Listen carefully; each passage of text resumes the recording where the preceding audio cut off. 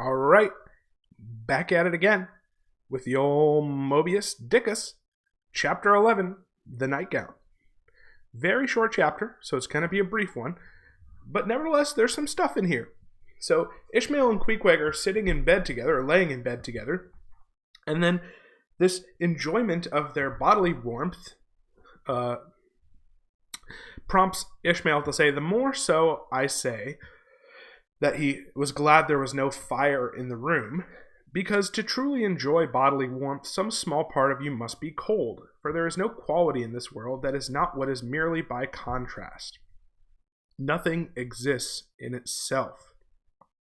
If you flatter yourself that you are all over comfortable, and have been so a long time, then you cannot be said to be comfortable any more. But if, like Queequeg and me in the bed, the tip of your nose or the crown of your head be slightly chilled, why then indeed in the general consciousness you feel most delightfully and unmistakably warm. For this reason the sleeping apartment should never be furnished with a fire, which is one of the luxurious discomforts of the rich. For the height of this sort of deliciousness is to have nothing but the blankets between you and your smugness and the cold of the outer air. Then there you lie like the one warm spark in the heart of an Arctic crystal."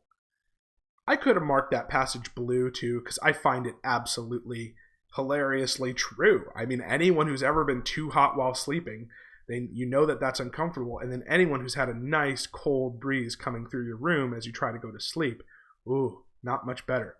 Okay?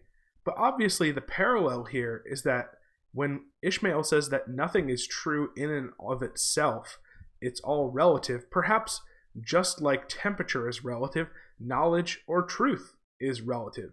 So we're back to the idea that got brought up with our conversation about Father Mapple of objective versus contingent truth. Perhaps there's no such thing as the right temperature. There is only the contingently experienced temperature which feels right based on a contrast between hot and cold. So perhaps you can't say that there is an objectively right temperature. Perhaps the contrast with your other experiences is the lens through which you then find the contingent truth of the right temperature. Now, obviously, that's not a particularly important insight in and of itself, but it is undergirded, it is supported by the same questioning about whether more interesting claims about truth, like moral and ethical and personal truth, are objective or contingent. Are we all metaphorically trying to find the truly perfect temperature, or is the way to find ethical truth to stick your toe out of the metaphorical bed and to see what feels right at the time?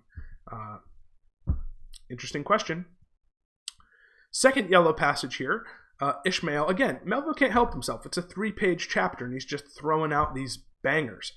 "Because no man can ever feel his own identity aright except his eyes be closed, as if darkness were indeed the proper element of our essences, though light be more congenial to our clayey part," which is a reference to earthly part.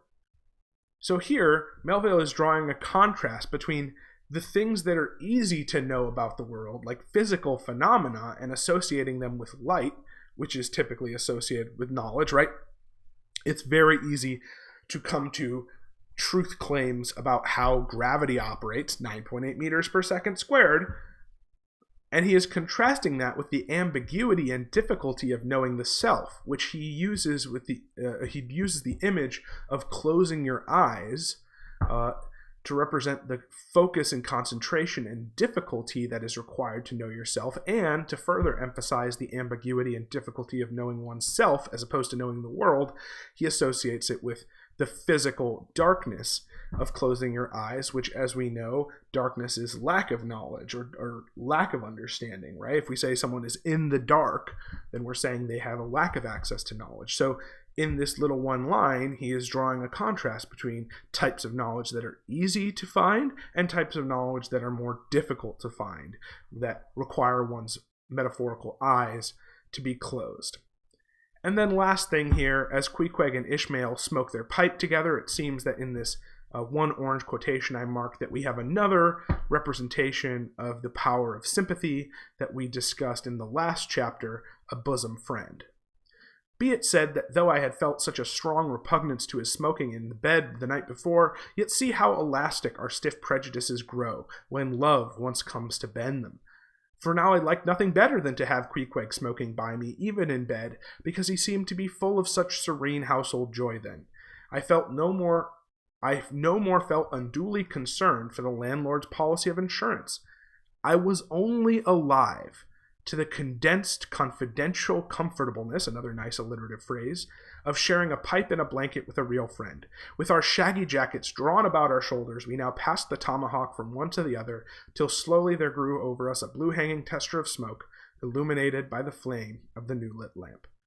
So once again, in this kind of sublime connection with another person, kind of transcendental connection with Queequeg, Ishmael seems to be reinforcing and giving another demonstration of perhaps the power and importance of sympathy to create meaningful, ethical, and personal relationships with other people. I don't think it's anything new from Chapter 10, but I just wanted to point out further development of this possible idea. Okay, well, you got away with a quickie there.